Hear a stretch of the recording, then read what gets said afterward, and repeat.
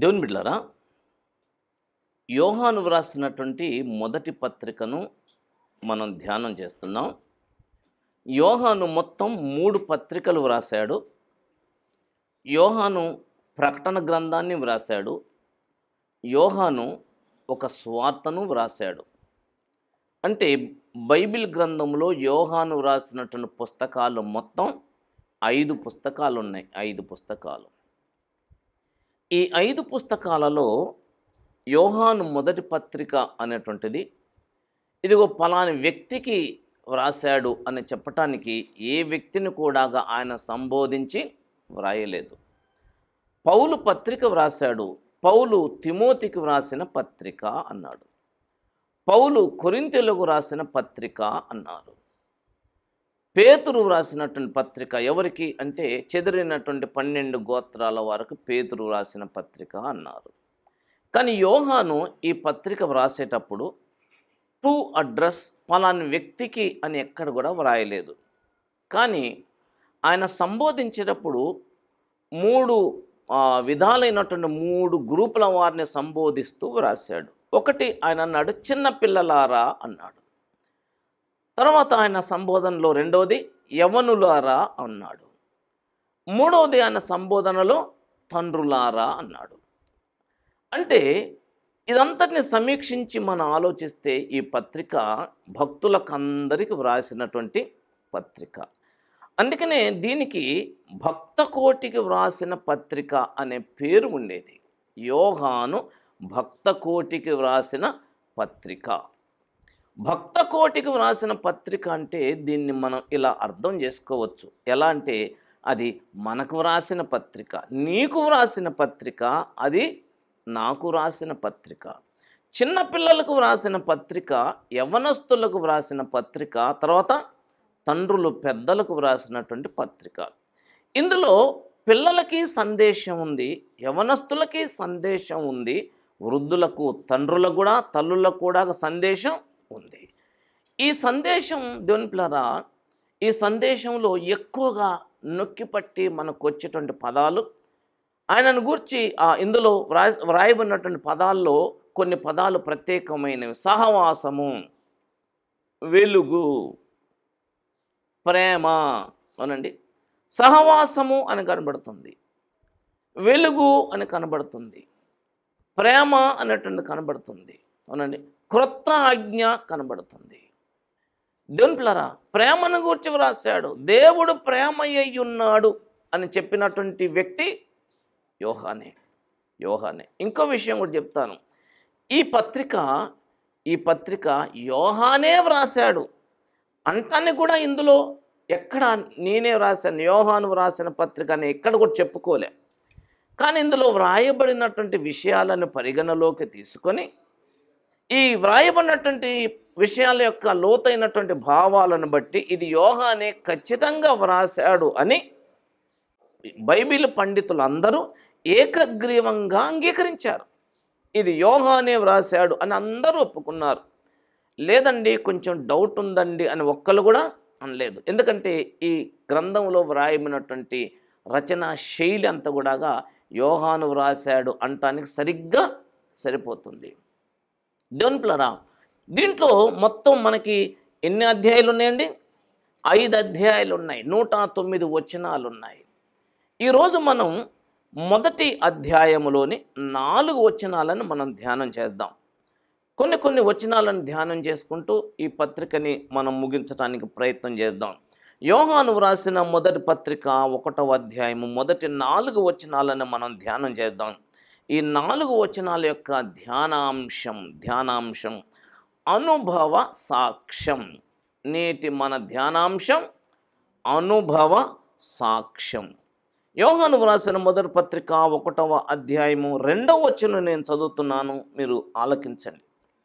ఆ జీవము ప్రత్యక్షమాయను, తండ్రి యొద్ద ఉండి మాకు ప్రత్యక్షమైన ఆ నిత్య జీవమును మేము చూచి ఆ జీవమును గూర్చి సాక్ష్యమిచ్చుచు దానిని మీకు తెలియపరచుచున్నాము. అనుభవ సాక్ష్యం. ప్రార్థన చేసుకుందాం. మిక్కిలి కనికరము గల తండ్రి, యోహాను మొదటి పత్రిక మొదటి 4 వచనాలను ధ్యానించుటకు మాకు సహాయం ఇచ్చమని యేసు దివ్యనామమున వేడుకుంటున్నాం పరమ తండ్రి, ఆమేన్.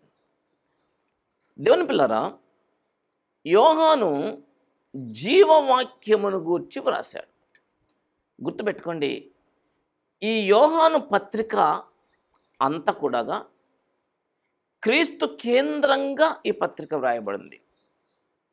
సూర్యుడు కేంద్రంగా ఉంటే సూర్యుని చుట్టూరు గ్రహాలు తిరుగుతున్నట్లుగా క్రీస్తు యేసు చుట్టూరే ఈ పత్రిక అంతా తిరుగుతూ ఉంటుంది. క్రీస్తు కేంద్రంగా వ్రాయబడింది. క్రీస్తుని ప్రత్యక్షపరిచే పత్రిక, క్రీస్తుని కనపరిచే పత్రిక, క్రీస్తుని ఆవిష్కరించే పత్రిక.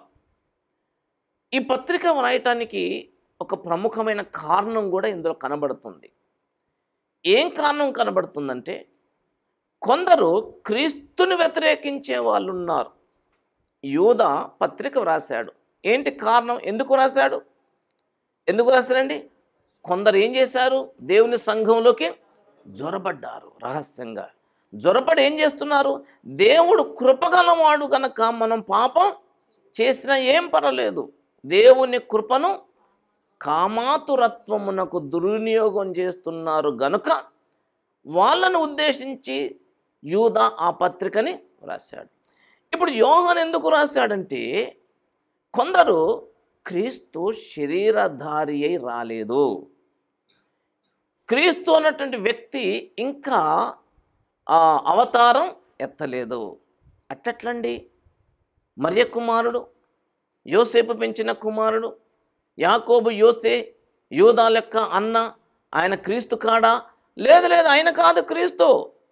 దేవుని పిల్లరా, ఇప్పటికి కూడా ఈ రోజుకు కూడా యూదులు మరియ కుమారుడైన నజరేయుడైన శిలువధారి అయిన పునరుద్ధానుడైన క్రీస్తుని మెస్సియాగా అంగీకరించరు.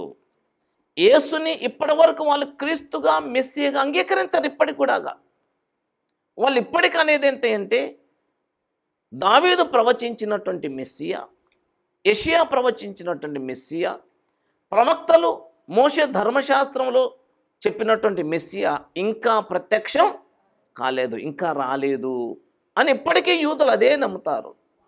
దానికి కారణం కూడా చెప్పాను నేను మీకు అనేక మార్లు. ఏంటండి, వాళ్ళు ఏం చూస్తున్నారు? వాళ్ళు రక్షకుడైన మెస్సియా కొరకు ఎదురు చూడట్లేదు. వాళ్ళు ఎవరి కోసం ఎదురు చూస్తున్నారు? రాజైన మెస్సియా కొరకు ఎదురు చూస్తున్నారు.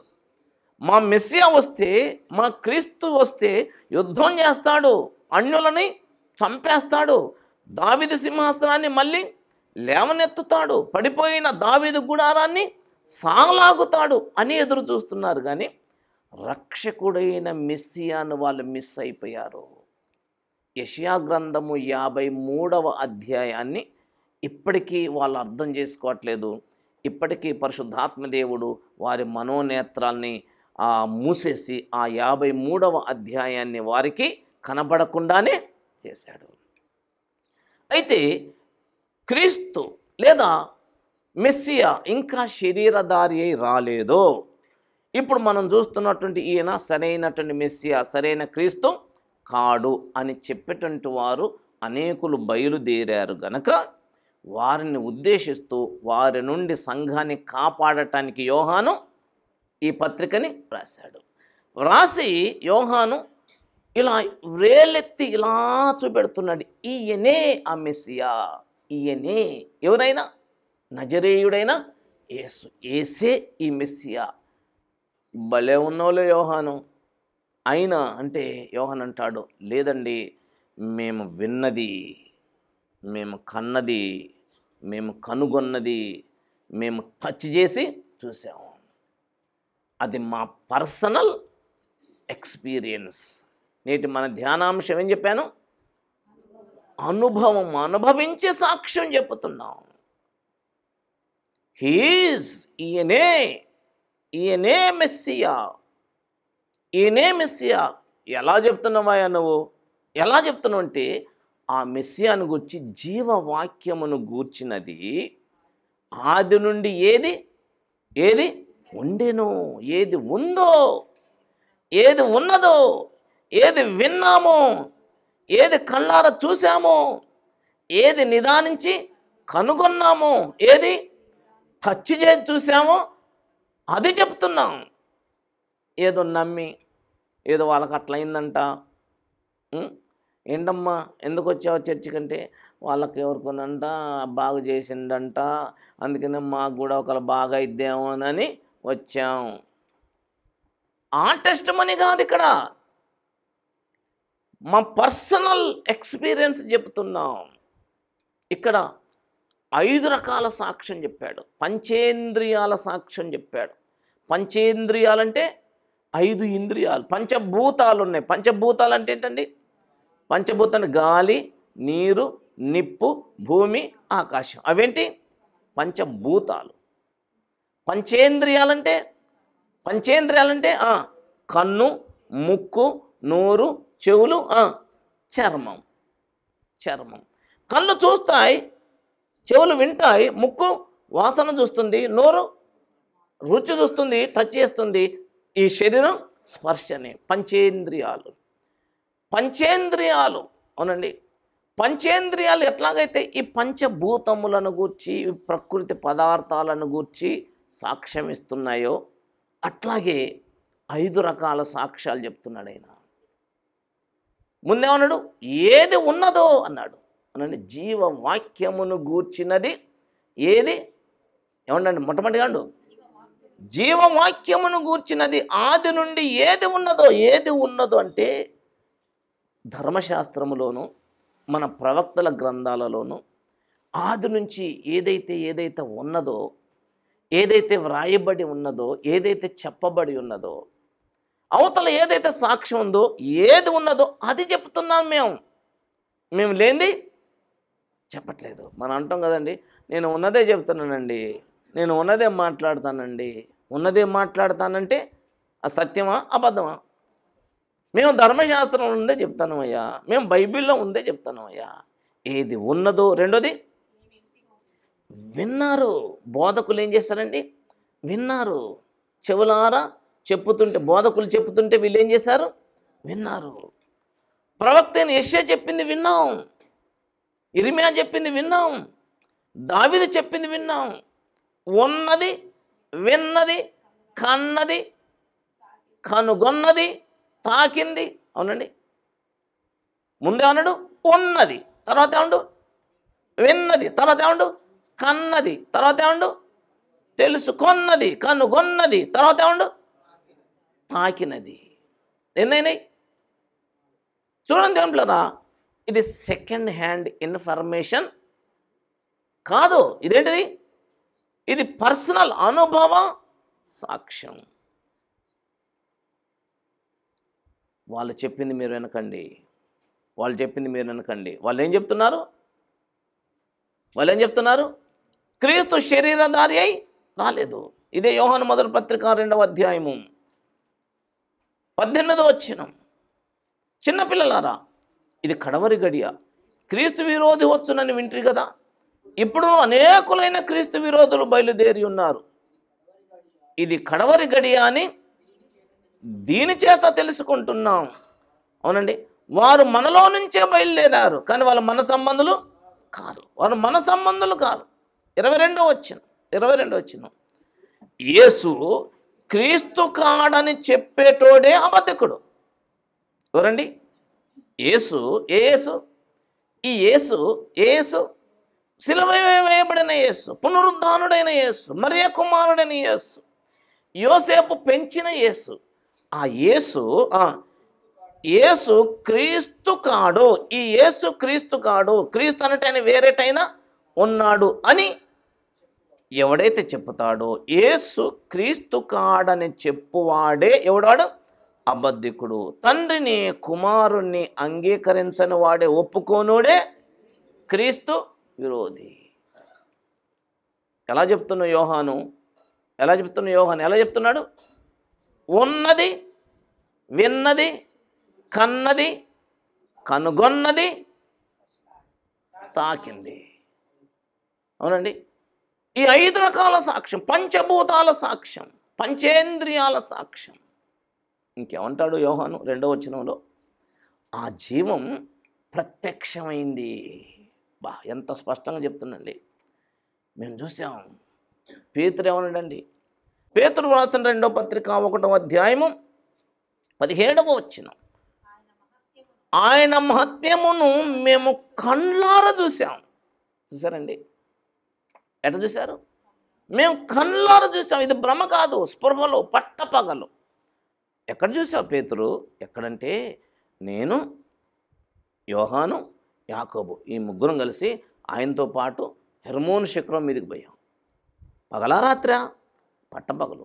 హెర్మోను శిఖరం మీదకి పోయినాం. మేము చూస్తూనే ఉన్నాం. ఓ పెద్ద వెలుగు.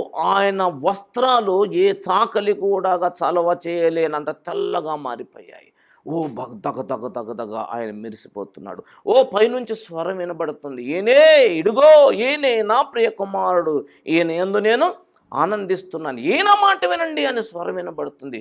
ఆయన మహత్యమును మేము కళ్ళారా చూసాం. అలా వెనకబడిపోయాం.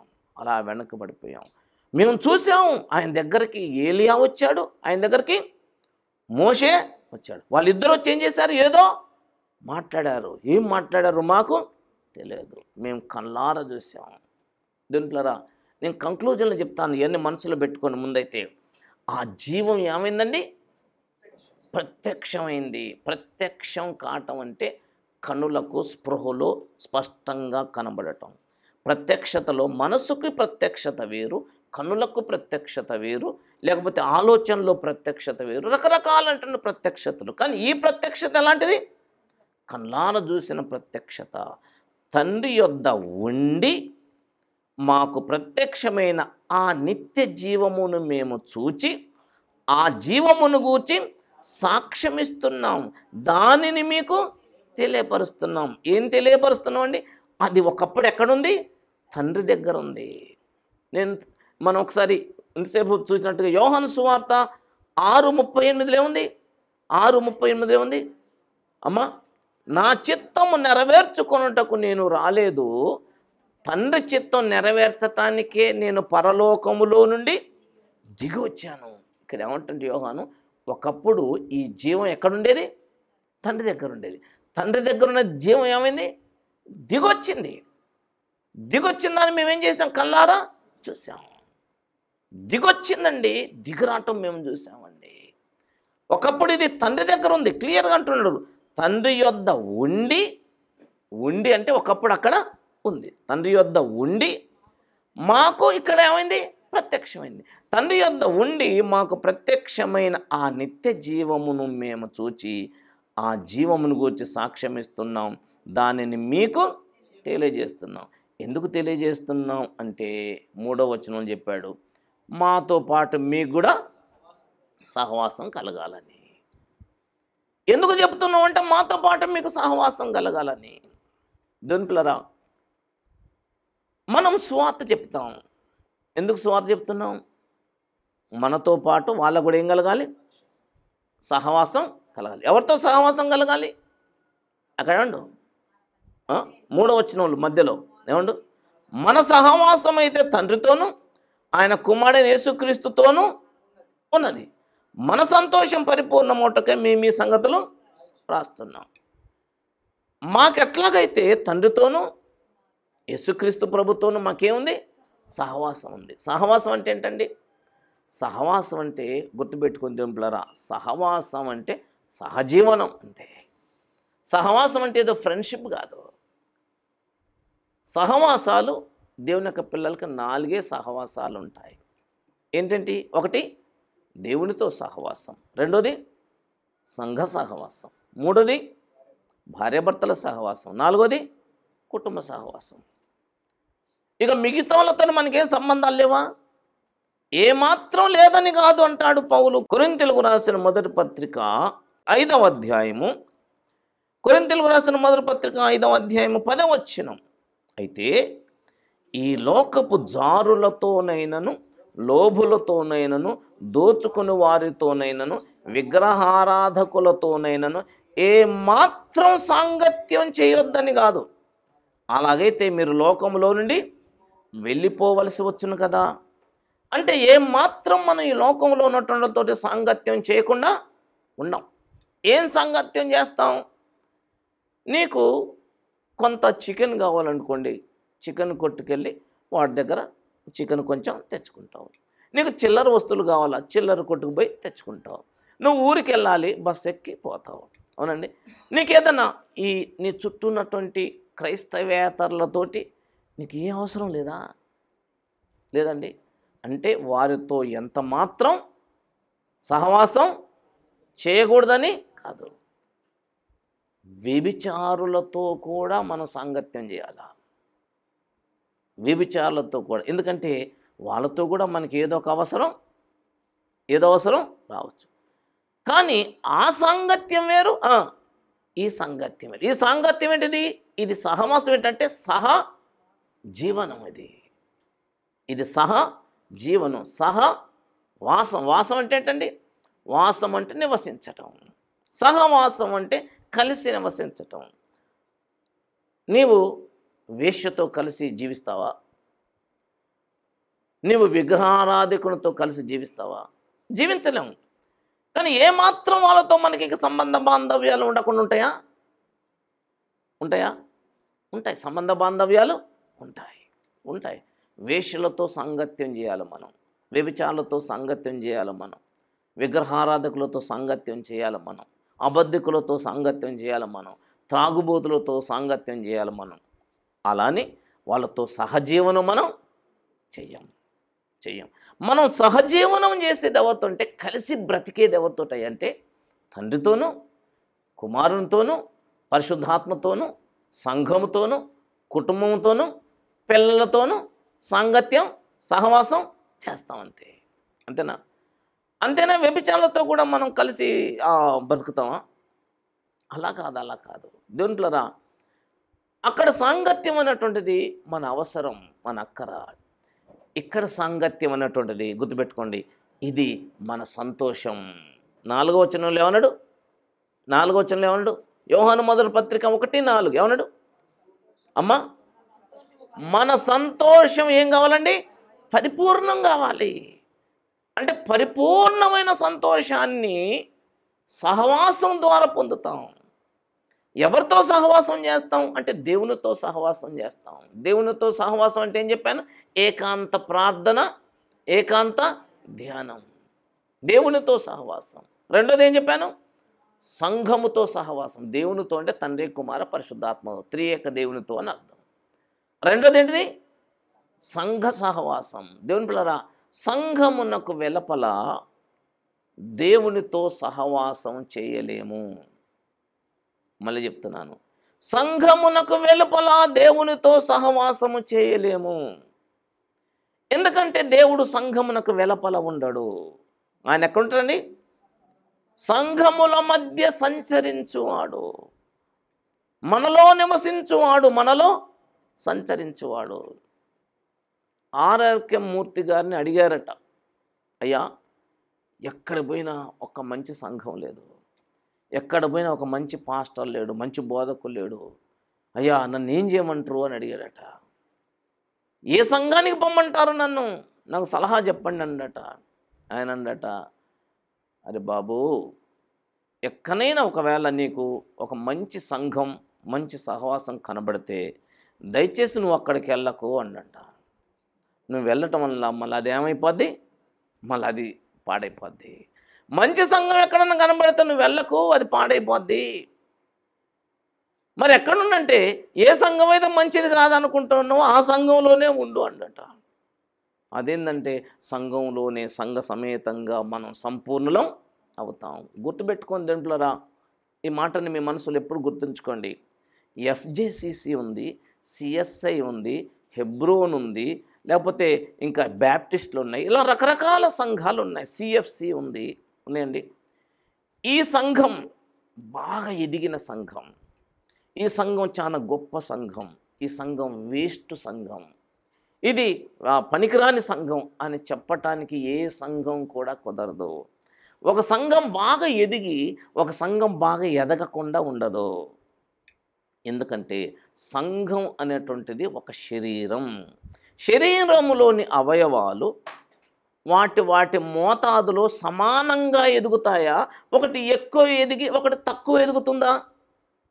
వాటి వాటి మోతాదులు అన్నీ సమానంగా ఎదుగుతాయి. అలా సమానంగా ఎదగకుండా కొన్ని అవయవాలు ఎదిగి కొన్ని అవయవాలు ఎదగకపోతే ఆ మనిషి ఎలా ఉంటాడు? వికృతంగా దెయ్యంలాగా ఉంటాడు. సార్వత్రిక సంఘములో నిత్య జీవమునకు నిర్ణయించబడినటువంటి వారు వారి వారికి అనుగ్రహింపబడిన ఆత్మశక్తి కొలది వారు పరిపూర్ణులవుతూనే ఉంటారు.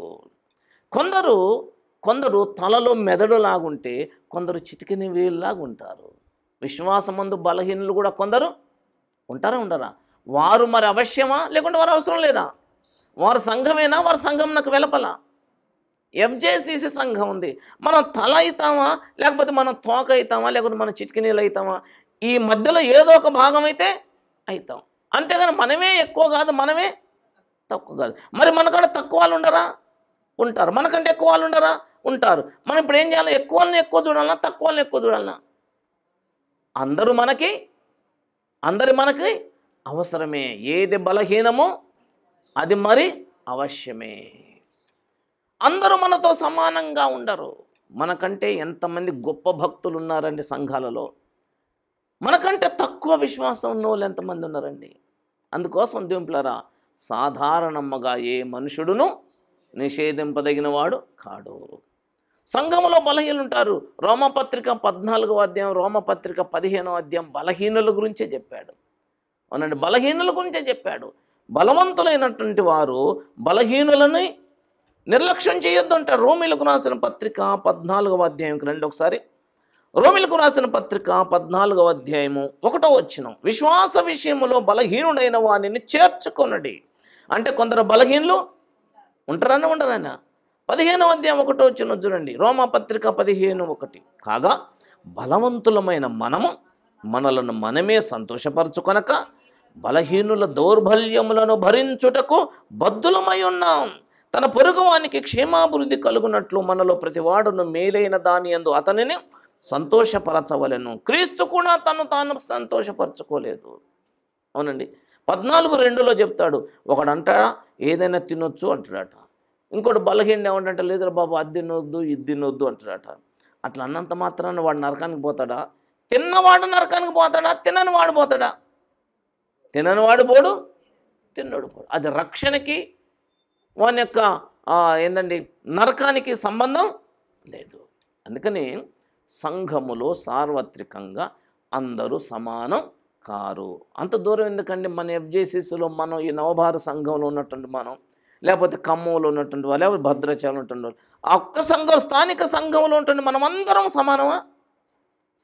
మనం కూడా సమానం కాదు. అయితే దేవునిప్పిలారా, విషయం ఏంటంటే సంఘముతో సహవాసము లేనివాడు ఇప్పుడే చెప్పాను, దేవునితోనూ సహవాసం చేయలేడు. దేవునితో నాకు సహవాసం ఉందంటే ఖచ్చితంగా సంఘముతో సహవాసం ఉంటుంది. సామెత ఉంది, తెలుగు సామెత. పాము పగ పడిగా చుట్టం కుడుతుందండి. పడిగేంటిది చుట్టం అటు, ఎందుకంటే కరుస్తుందని. కానీ ఈ పాము అంతేంది కుదురుతుందా? నీకు పగ అయితే మొత్తం పగ కావాలి, లే చుట్టం అయితే మొత్తం చుట్టం కావాలి. అట్లాగే నువ్వు దేవునితో సహవాసం చేస్తున్నావంటే ఖచ్చితంగా సంఘంతో సహవాసం చేయాల్సిందే. సంఘంతో సహవాసం చేయకుండా దేవునితో సహవాసం చేయలేవు. ఇదే యోహాను ఈ మాట కూడా చెప్పాడు. ఏం చెప్పాడు యోహాను? నేను సహోదరుని ప్రేమిస్తున్నానంటే దేవుని ప్రేమించనోడు మనిషిని ఎలా ప్రేమిస్తాడు? యోహాను మొదటి పత్రిక 4వ అధ్యాయం 21వ వచనం. దేవుని ప్రేమించువాడు తన సహోదరుని కూడా ప్రేమింపవలను. 20వ వచనం. ఎవడైనను నేను దేవుని ప్రేమించుచున్నానని చెప్పి తన సహోదరుని ద్వేషించినలా అతడు అబద్ధికుడగును. తాను చూచిన తన సహోదరుని ప్రేమింపనివాడు తాను చూడని దేవుని ప్రేమింపలేడు. కింద ఫుట్నోట్లో చెప్పాడు. ఎలా ప్రేమిస్తాడు అంటే ప్రేమించలేడు. కాబట్టి దేవునిప్పిలారా, దేవునితో సహవాసము, రెండోది సంఘంతో సహవాసము, మూడోది భార్యాభర్తల సాంగత్యం సహవాసం అనేటువంటిది ఈ భూలోకంలో దేవుడిచ్చినటువంటి గొప్ప బహుమానం, గొప్ప వరం. భార్య భర్తకి దేవుడిచ్చిన స్పెషల్ గిఫ్ట్, భర్త భార్యకిచ్చిన దేవుడిచ్చిన స్పెషల్ గిఫ్ట్. అది వారికే సొంతం, అది గొప్ప ఈవి. ఆ సహవాసంలో దేవునిలరా అనురాగ, మమకార, ఆప్యాయతలు, ప్రేమలు, సంతోషాలు లేకపోతే ఇక ఈ జీవితాన్ని నువ్వే అనుభవించినట్లు. ఇక 4వది కుటుంబ సహవాసం. భార్యాభర్తలు కుటుంబం తేడా ఏంటంటే, కుటుంబములో భార్యాభర్తలు అనకూడదు, అమ్మ నాన్న పిల్లలు. అమ్మ నాన్న పిల్లలు అని ఎందుకంటుందంటే, పిల్లల ముందు తల్లిదండ్రులు పిల్లల ముందు కడు జాగ్రత్తగా, కడు మాదిరిగా, కడు పవిత్రంగా, చాలా గొప్ప మోడల్గా ఉండాలి. కుమార్తెలు చెప్పాలి, ఏమన్నానంటే మా అమ్మండి అని చెప్పాలి. కుమారులు మా నానండి అనాలి. అనాలా వద్దండి? అనాలా వద్దా? 31వ అధ్యాయము ఏది? సామెతలు. 31వ అధ్యాయంలో ఒకసారి సామెతలు 31వ అధ్యాయంకి రండి. సామెతల గ్రంథము 31వ అధ్యాయము 28వ వచనం. ఆమె కుమారులు లేచి ఆమెను ధన్యురాలందురు. చాలామంది కుమార్తెలు పతివ్రత ధర్మమును అనుసరించి ఉన్నారు, కానీ వారందరిని నువ్వు మించిన దానవు అని ఆమె పెనిమిటి పొగడును. చూసారండి, ఇక్కడ పిల్లలున్నారు, తల్లి ఉంది, తండ్రి ఉన్నాడు. పెనిమిటి ఏమంటాడు? అమ్మా, ఎంతోమంది పతివ్రతలు ఉన్నారు, కానీ వారిని మించిన దానవు అనాలి. పిల్లలు ఏమనాలి? పిల్లలు ఏమనాలండి? 28 వచ్చిన ఆమె కుమారులు లేచి ఆమెను, అమ్మా నువ్వు ధన్యురాలవమ్మా, ఎంత మంచి అమ్మవమ్మ నువ్వు అనాలి, ఎంత మంచి నానవు నువ్వు అనాలి. మెట్టుకి దేవునిప్లరా సహవాసాలు 4 ఉండాలి. గ్రహించండి. యోహాన్ అంటాడు, నేను ఈ సంగతులు మీకు ఎందుకు చెప్తున్నానంటే ఆయనతో మనకేం కలగాలని?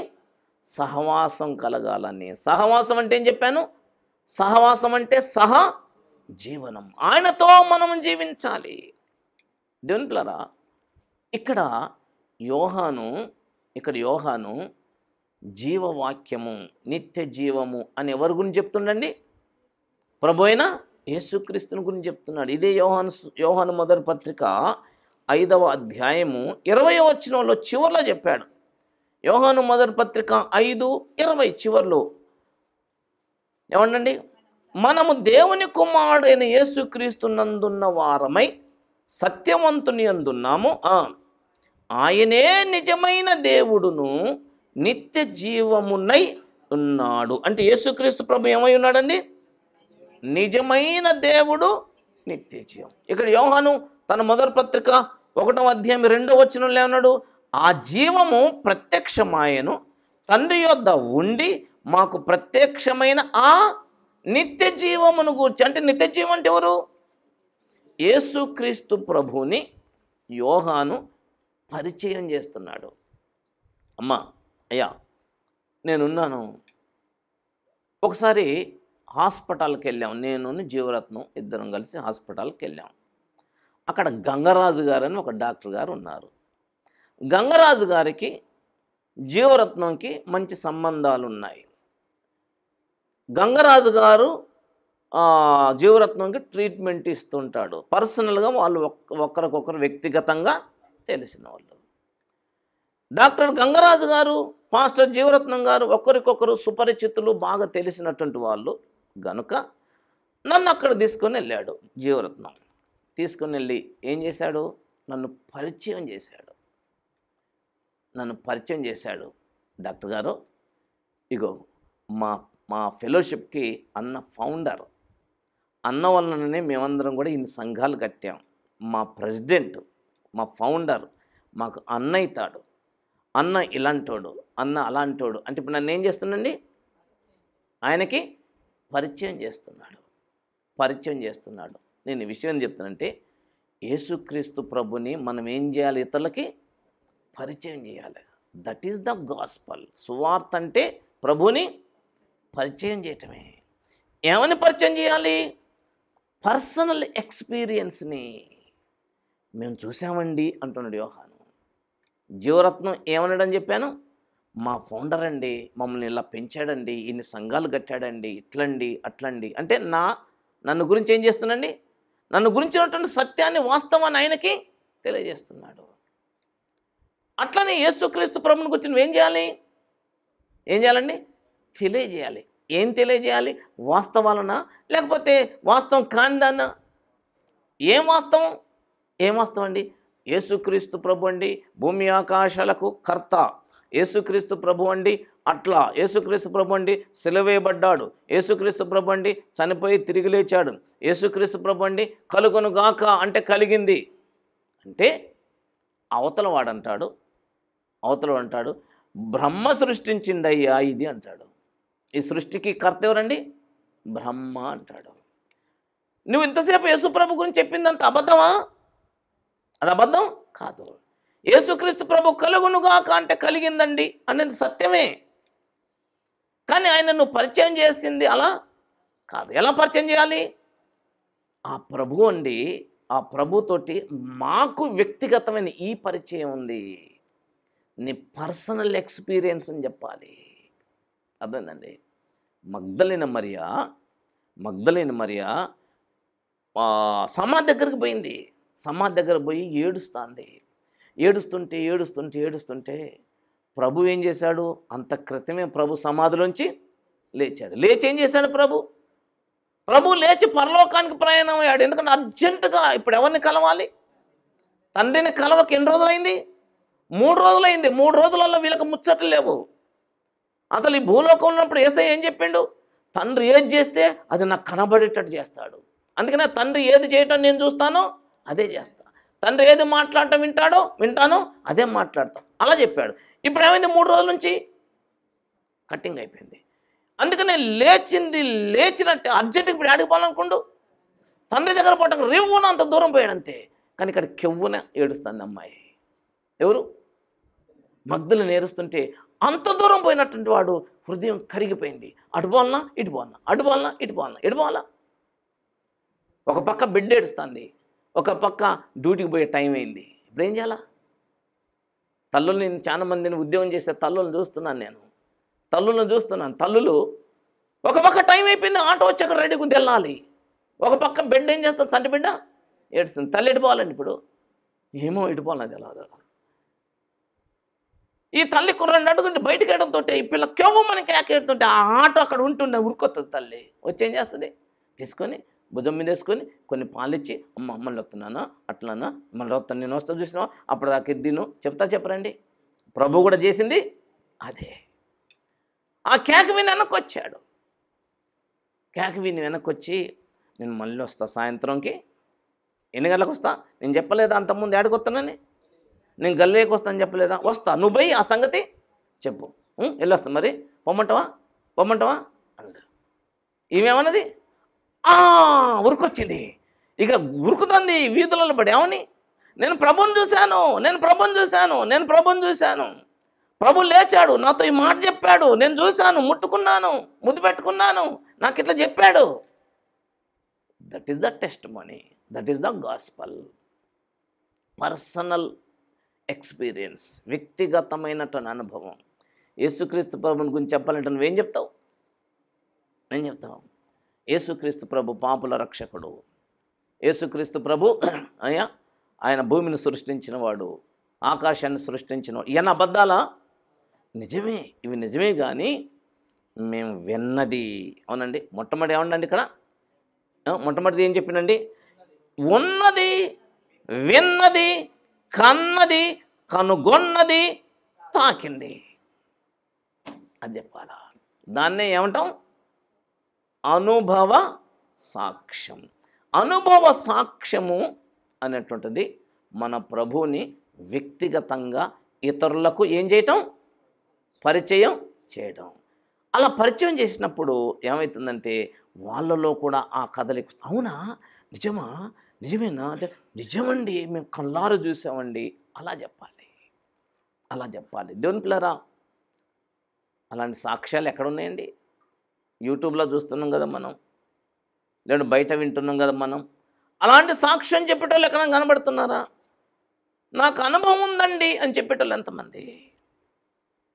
ఒక ఆయన చక్కగా వివరిస్తున్నాడు. నేను కళ్ళారు చూసి చెవులార విన్నాను. ఆయన అంటున్నాడు, అయ్యో నేను చాలా ఘోరమైన పాపినండి, రోడ్ల మీద పడుకునేదండి, చాలామంది అమ్మాయిల్ని పాడు చేశానండి, చాలా ఘోరమైన పాపినండి, కానీ ప్రభు నా ప్రవర్తనను మార్చాడండి.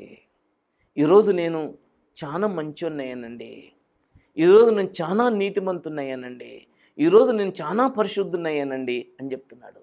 ఆయన దగ్గరుంటే పోయేసి ఆయన కాళ్ళకి ఇలా దండం పెట్టుకునేటోని నేను. అట్లా ఒక్కడన్నా చెప్తున్నాడా, నన్ను పరిశుద్ధం చేశాడండి, నన్ను పరిశుద్ధురాలనుగా చేశాడండి, నేను చాలా ఘోరమైన పాపినండి అని చెప్పేటోళ్ళు ఎక్కడున్నారండి? ఆయనతో సంబంధం ఉందండి. కరోనా వచ్చినప్పుడు నేను చచ్చిపోయేటట్టున్నాను. నేను చచ్చిపోయేటప్పుడు ఆ మంచం ఇట్లా పొర్లుకుండా ఇట్లా కింద పడి ఆ చాప మీద చేత కాకుండా బలవంతంగా మోకరించి ప్రభు దగ్గర చెప్పాను, ప్రభువా నేను బ్రతకాలి, నేను చచ్చిపోవడానికి వీల్లేదని ప్రభుని బ్రతిలాడాను. ప్రభుని బలవంతం చేశాను. బలవంతం చేస్తే అర్ధరాత్రి తెల్లవారుజాము టైంలో 2, 3 ఆ ప్రాంతంలో నాకు కావలసినటువంటి ట్యాబ్లెట్ నా కూతురు ఒక అమ్మాయి, పడుచు అమ్మాయి అర్ధరాత్రి తెప్పించింది. మెడికల్ షాపులను తెరిపించి, ఒక్కటే ట్యాబ్లెట్ కూడా మెడికల్ షాప్ తెరుస్తారా? దేవుని పిల్లారా, నేను ఇప్పుడు ఆ సాక్ష్యం చెప్తున్నాను, నా అనుభవం చెప్తున్నాను. అంత మంచి దేవుడండి, అంత కరెక్ట్ అయినటువంటి దేవుడండి. అనుభవం ఎంత ఉందంటే అని చెప్పాలి మనం ప్రభుని గురించి. మన సహోదరులకు తెలియజేయాలి, మన చుట్టూ ఉన్నటువంటి వాళ్ళకి తెలియజేయాలి. యేసుప్రభుని నమ్మకపోతే మీరే నరకానికి పోతారు, యేసుప్రభుని నమ్మకపోతే మీరే నాశనం అయిపోతారు. ఎందుకంటే అసలు ఆయనే దేవుడు అండి, ఇంకో దేవుడు లేడండి. ఈ విగ్రహాలను ఉంటాయండి, ఇదంతా నరకం పోతా, అవి దెయ్యాలండి. అట్లాంటి మారుతారా? అట్లాంటి వాడికి అర్థమవుతుందా? ఏం చూపించాలి? నేను ఇంకో మాట చెప్తాను దింపులరా, మన దేవుడు మన ప్రభువైన యేసుక్రీస్తు భౌతిక అవసరాలను మాత్రమే తీర్చేవాడా, లేదా ఆత్మీయ అవసరాలు మాత్రమే తీర్చేవాడా? ఏం తీర్చేవాడు? దేవుని పిల్లల ఆశీర్వాదం అన్నటువంటిది ఇప్పుడు ప్రారంభం అవుతుంది ఇక్కడనే. చచ్చిపోయిన తర్వాత నిత్య జీవం పోతాం అన్నటువంటిది ఒక స్టెప్ ఇంకా పైకి పోవటం అంతే. అంతేగాని ఇక్కడ నువ్వే స్టెప్ మీదకి ఎక్కకుండా ఉండటం కాదు. లాజరు ధనవంతుని కథలో మనం అనుకుంటాం, లాజర్కి కురుపులు వచ్చినందుకే ఆయనకేం స్టేటస్ లేదా? లాజరు చుట్టూరు దేవదూతలు ఉన్నారు. లాజరు చెప్తాడు అడిగిపోతే, అయ్యా నా చుట్టూ దేవదూతలు ఉండేవాళ్ళండి, నాకు దురద పెడుతుంటే దేవదూతలు గోకెట్టోళ్ళండి, ఎంత అసలు ఆ బాధ నాకు తెలవలేదండి అంటాడు. దేవుని పిల్లరా, అనుభవ సాక్ష్యం చెప్పాలి మనం.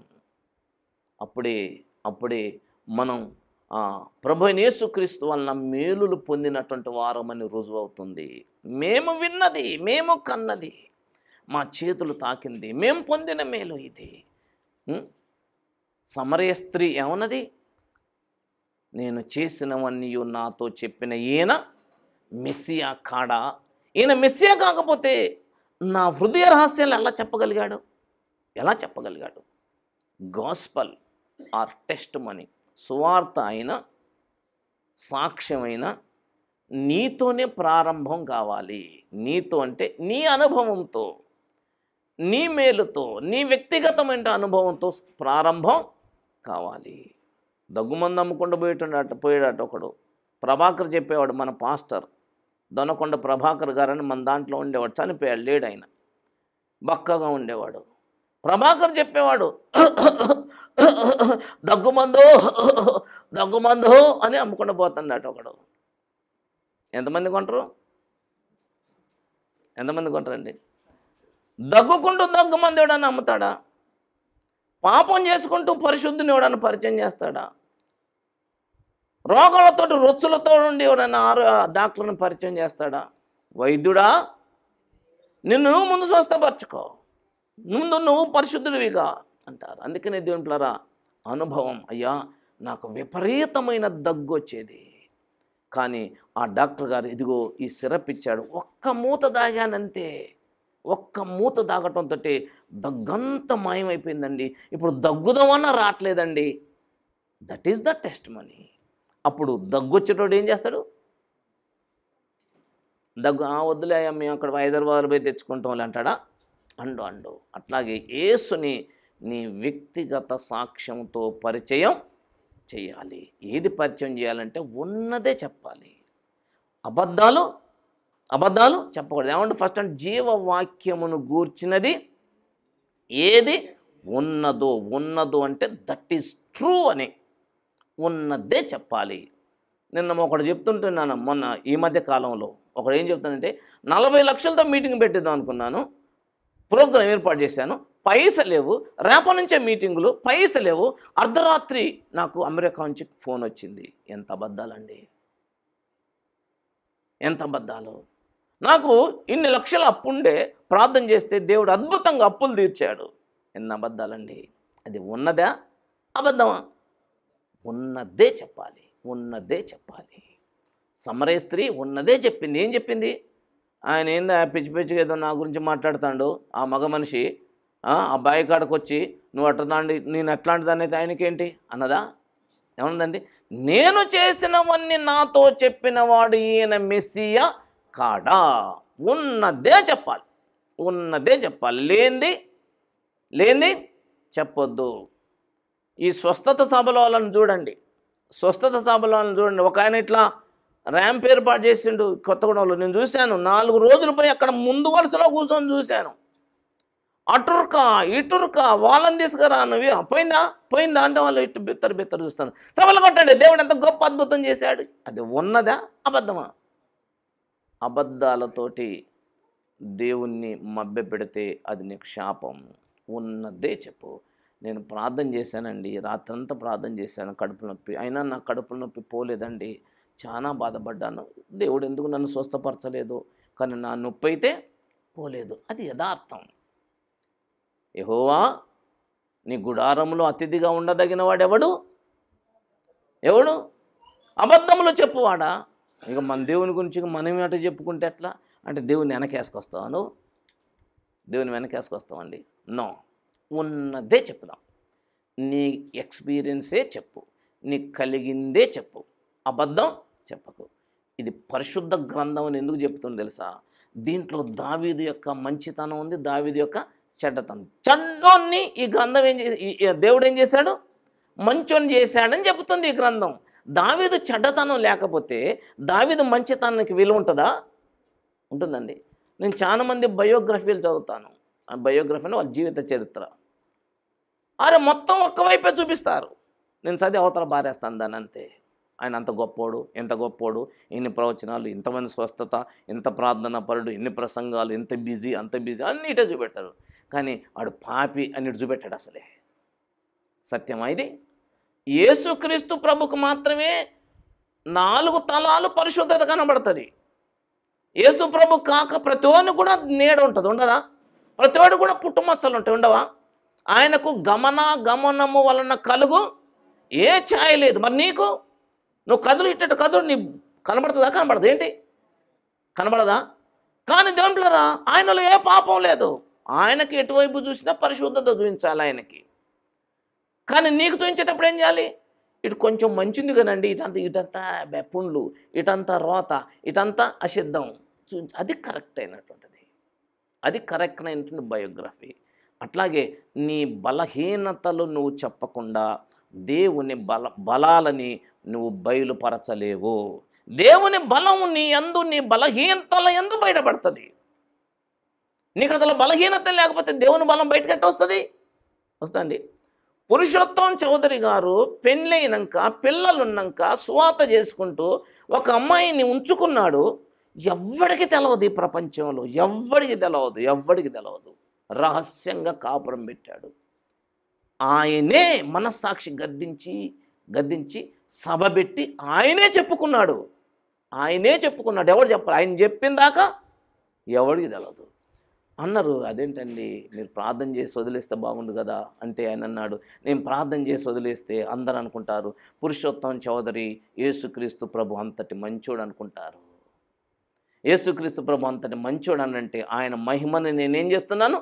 దొంగిలిస్తున్నాను. నో, నేను పాపిని, 3 తలాలు నేను పాపిని. ఈ తలం యేసు వైపు తిరిగింది మాత్రమే పరిశుద్ధత అని అందరికీ తెలవాలండి. ఈరోజు దాన్ని నేను గొప్ప విషయంగా చెప్పుకుంటున్నారా, లేదంటే పనికిమాలిన విషయంగా చెప్పుకుంటున్నారా? గొప్ప విషయంగా చెప్పుకుంటున్నారు. కాబట్టి దేవుని పిల్లరా, మన బలహీనతలను మనం ఒప్పుకోకుండా మన బలాలని మనం చెప్పుకోలేం. యేసుక్రీస్తు ప్రభుకు మాత్రమే నలువైపులా నీడ లేకుండా వెలుగుగా పరిశుద్ధంగా ఉంటాడు. మిగిలిన భూలోకంలో ప్రతి మానవుడు పాపే. నువ్వు పాపివే, నేను పాపినే. అలా అని ఒక స్త్రీ, పెళ్ళైన స్త్రీ ముందుకొచ్చి, నేను నెల రోజుల క్రితం ఫలాని అబ్బాయితో, లేకుంటే ఫలానా ఆవిడ భర్తతో నేను వ్యభిచారం చేశాను. ఇది సంస్కారం కాదు. ఇది సంస్కారం కాదు. ఇది సైతాను యొక్క ప్రేరణ. అది దైవ చిత్తానుసారమైనటువంటి టెస్టిమనీ కాదు. ఒకవేళ సంవత్సరం క్రితమో, 2 సంవత్సరాల క్రితం, 3 సంవత్సరాల క్రితము ఫలాని పురుషునితోటి, ఫలాని ఆవిడ భర్తతో నువ్వు ఒకళ్ళు వ్యభిచారం చేశావు. కానీ అది ఇంకొక కుటుంబముతో సంబంధ బాంధవ్యం కలిగి ఉంది కనుక నువ్వు దాన్ని బహిరంగంగా చెప్పకూడదు. అది సంస్కారం. అదేం చేయాలి? నువ్వు ప్రభు దగ్గరకు పోయి పశ్చాత్తాపడాలి, ప్రభు దగ్గరకు పోయి ఏడవాలి.